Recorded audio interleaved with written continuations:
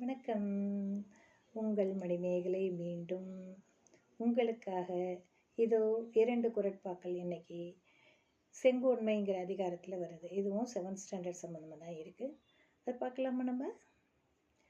ஓர்ந்து கண்ணோட அதீரை புரிந்து யார் மாட்டும் தேர்ந்து செய்வதே முறை. ஓர்ந்து கண்ணோட அதீரை புரிந்து யார் மாட்டும் தேர்ந்து செய்வதே முறை. இதனுடைய பொருள் என்ன பார்க்கலாமா?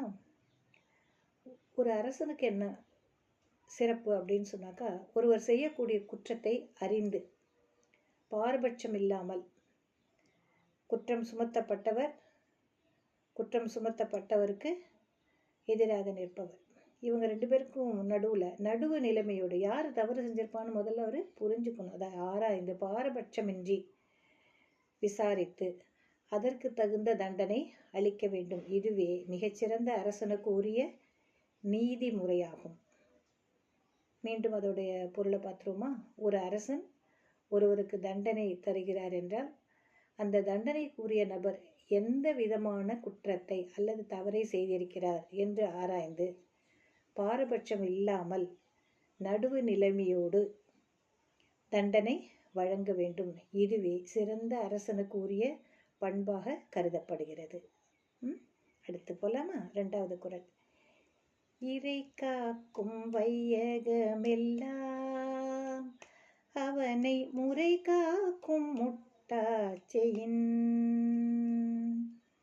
இறை காக்கும் வையகமெல்லாம் அவனை முறை காக்கும் முட்டாச்செயின்.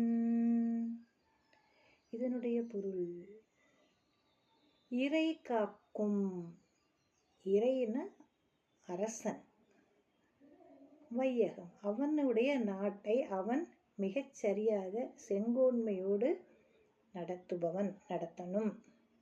சரி, அவனை யார் காப்பாற்றுவா? அவன் செய்யக்கூடிய தர்ம நிலையில் இருக்கக்கூடிய அறமே அவனை காப்பாற்றும். இதற்கு இன்னொரு தடவை அந்த பொருளை பார்த்துடலாம். அரசன் மக்களை காப்பான்.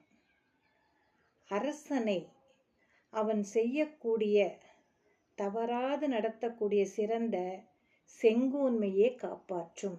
இதுதான் இதற்கு பொருள். நாளை மீண்டும் பார்க்கலாம். நன்றியுடன் நான்